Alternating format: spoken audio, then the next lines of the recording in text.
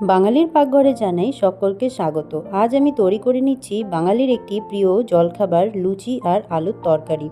এখানে আমি আলু কেটে নিয়েছি বেশ চৌকো করে, আর নিয়েছি টমেটো, কাঁচা লঙ্কা ও আদা কুচি। এবারে কড়াইতে পরিমাণ মতো সাদা তেল দিয়ে আমি দিয়েছি দুটো শুকনো লঙ্কা ও একটি তেজপাতা ফোড়ন, সামান্য জিরেও ব্যবহার করেছি। এরপরে দিয়ে দিয়েছি কেটে রাখা আদা কুচি ও টমেটো, কাঁচা লঙ্কা। সব কিছু ভালো করে নেড়েচেড়ে নিয়ে কেটে রাখা আলুগুলো দিয়ে দেব। 2 মিনিটের জন্য আলু ভালো করে ভেজে নিয়ে গ্যাসের হিট বাড়িয়ে দিয়ে ভালো করে ভাজতে হবে। এরপর দিয়ে দেব পরিমাণ মতো লবণ ও পরিমাণ মতো হলুদ, সামান্য লঙ্কার গুঁড়ো ব্যবহার করেছি। এই সময় তোমরা চাইলে ধনে গুঁড়ো ও জিরের গুঁড়ো ব্যবহার করতে পারো। সমস্ত কিছু ভালো করে নেড়েচেড়ে নিয়ে এবারে দিয়ে দিচ্ছি পরিমাণ অনুসারে জল দিয়ে ভালো করে মিশিয়ে নেব।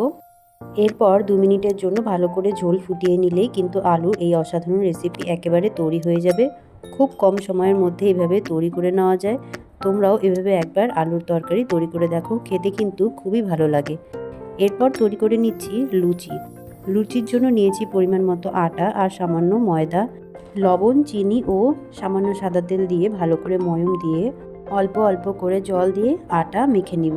এরপর ছোট ছোট করে লেচি কেটে এভাবে গোল গোল করে লুচির আকারে বেলে নেব। এরপর কড়াইতে সাদা তেল দিয়ে ভালো করে তেল গরম করে একে একে লুচিগুলো ভেজে নেব। এভাবে এক পাশে ভাজা হয়ে গেলে অপর পাশটাও উল্টে ভালো করে লাল লাল করে ভেজে নেব। এভাবেই সমস্ত লুচি আমি এক একে ভেজে তুলে নিয়েছি। এইভাবেই কিন্তু লুচি আর আলুর তরকারি খুবই অল্প সময়ের মধ্যেই তৈরি করে নেওয়া যায়। রেসিপিটি যদি তোমাদের ভালো লেগে থাকে তাহলে অবশ্যই একটি লাইক করবে, কমেন্ট করবে। এই ধরনের ঘরোয়া রান্নার জন্য অবশ্যই চ্যানেলটিকে সাবস্ক্রাইব করবে। এতদূর পর্যন্ত পাশে থাকার জন্য তোমাদের সকলকেই জানাই ধন্যবাদ।